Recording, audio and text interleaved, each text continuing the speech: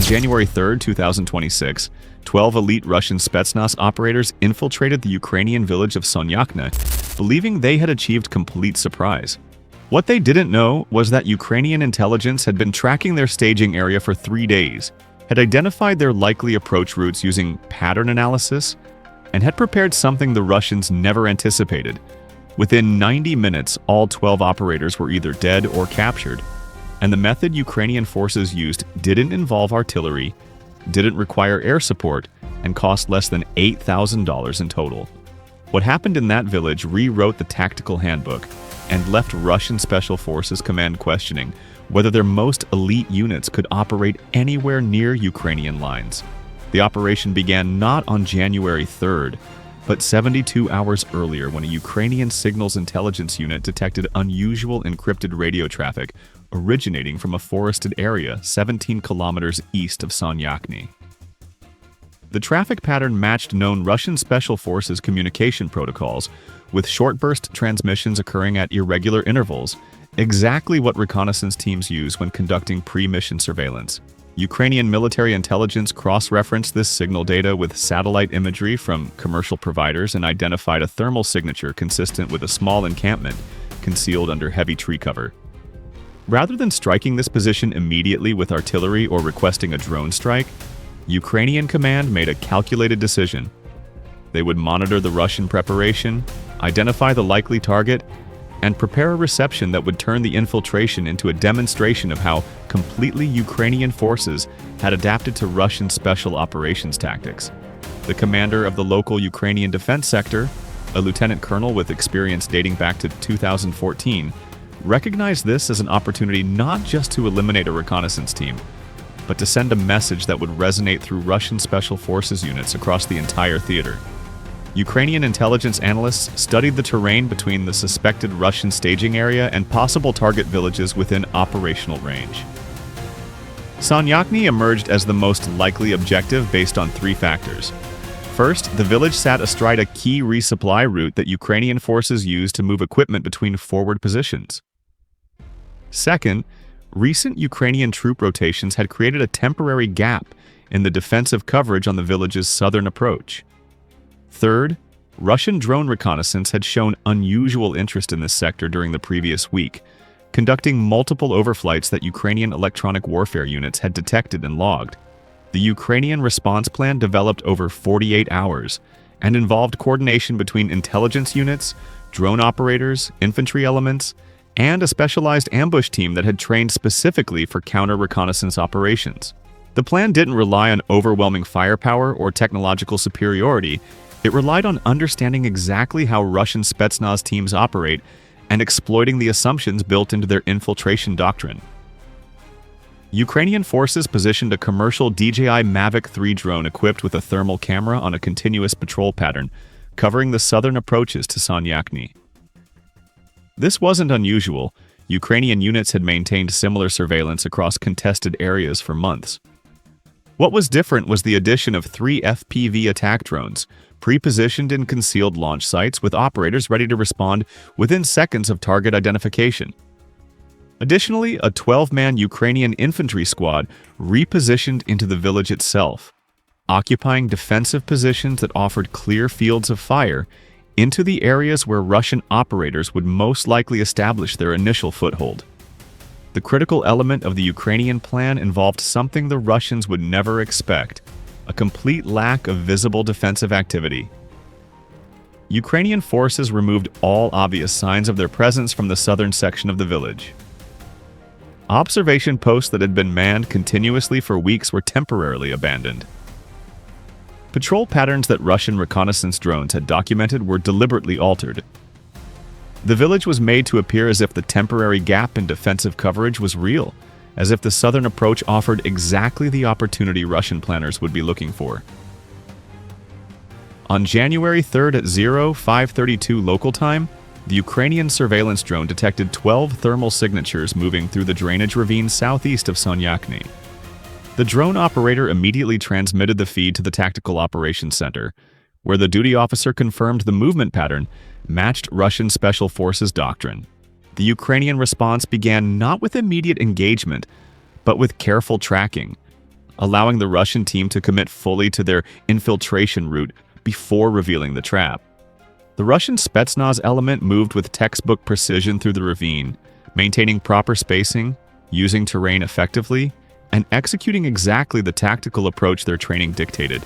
Ukrainian observers watched every step, noting when the team halted for observation, when they split into smaller elements, and when the lead group broke from concealment to approach the first structure on the village's southern edge. This was the moment Ukrainian command had anticipated, the point where Russian operators would feel they had achieved surprise and would commit to entering the village. At 0628, 4 Russian operators entered a damaged agricultural building that offered apparent concealment and observation positions.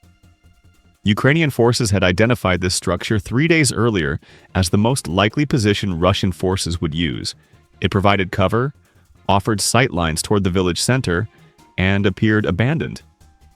What the Russians didn't know was that Ukrainian engineers had rigged the building's interior with remote detonated charges during the previous night.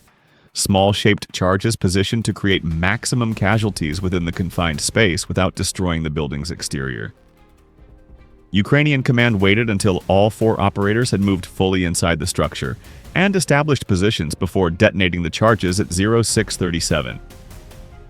The explosion killed all 4 operators instantly, and the deliberate choice to use internal charges rather than an external FPV strike ensured the building's walls remained standing, concealing from the remaining Russian operators exactly what had happened. From the perspective of the second Russian element still approaching across open ground, their teammates had simply disappeared in a sudden explosion. The second 4-man element reacted exactly as Ukrainian planners anticipated, going to ground in the sparse cover available in the open terrain while attempting to identify the threat. This reaction, trained and instinctive, placed them in the precise kill zone Ukrainian FPV drone operators had pre-planned. At 0641, 2 FPV attack drones launched simultaneously from positions 3 kilometers apart, converging on the second element's position from different angles to prevent the operators from identifying and evading a single threat vector. The twin drone strikes hit within 2 seconds of each other, and the coordinated timing was deliberate. The first drone targeted the element's northern position, forcing any survivors to move south. The second drone struck the southern fallback position, eliminating that escape route. The result was catastrophic for the Russian element. 3 operators killed immediately and 1 severely wounded but still combat capable. This wounded operator became the next phase of the Ukrainian plan. Rather than finishing the wounded Russian immediately, Ukrainian forces allowed him to begin transmitting emergency casualty reports on his unit's tactical frequency. Ukrainian signals intelligence units intercepted these transmissions in real time and used them to confirm the Russian unit's command structure, call signs, and emergency extraction protocols. This intelligence would prove valuable for future operations, but more importantly, it allowed the remaining Russian operators to hear their teammates' desperate situation reports, which had a calculated psychological effect.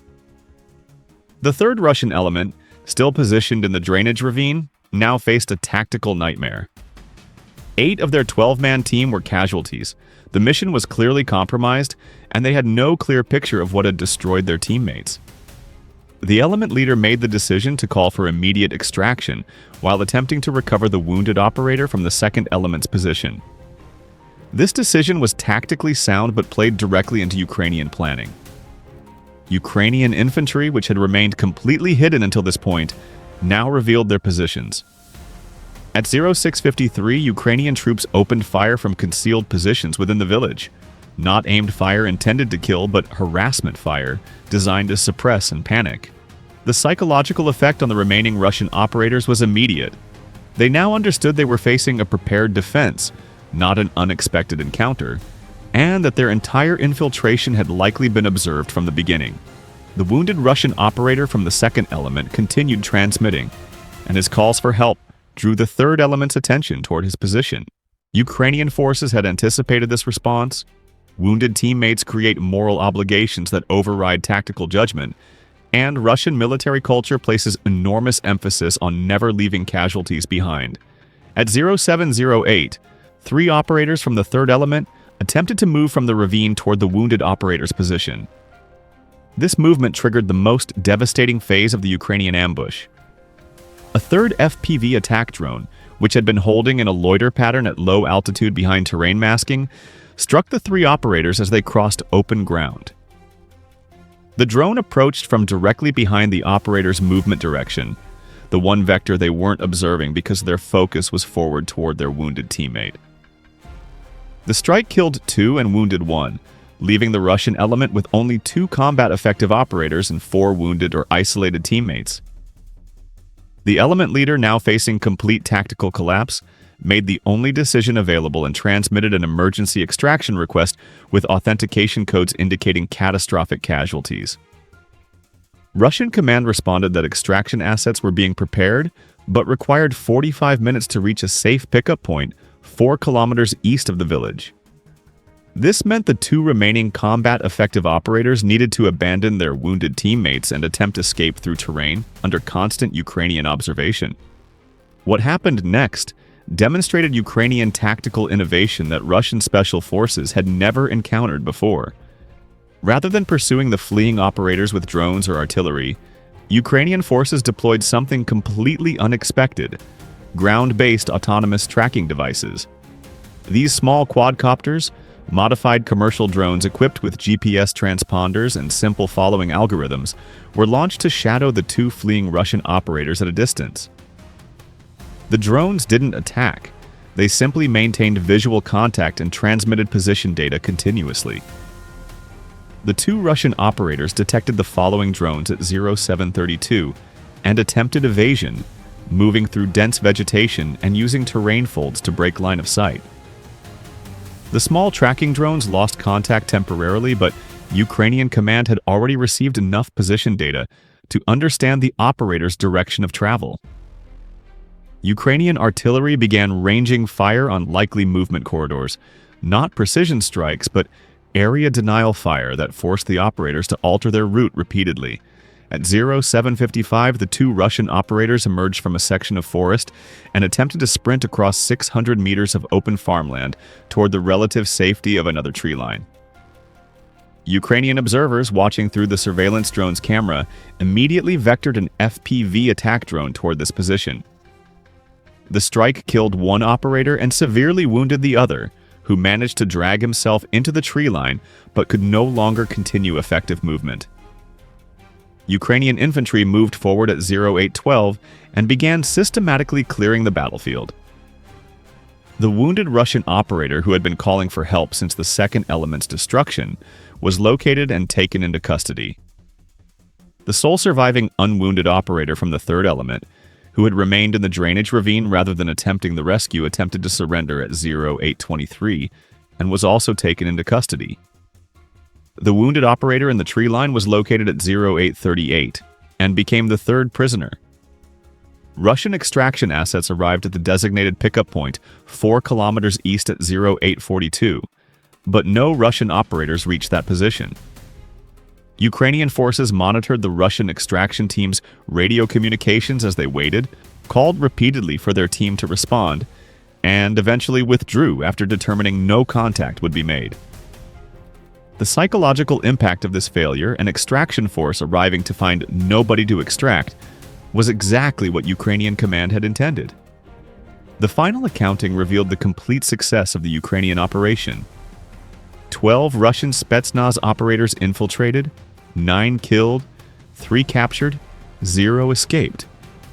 The Ukrainian casualties were 0.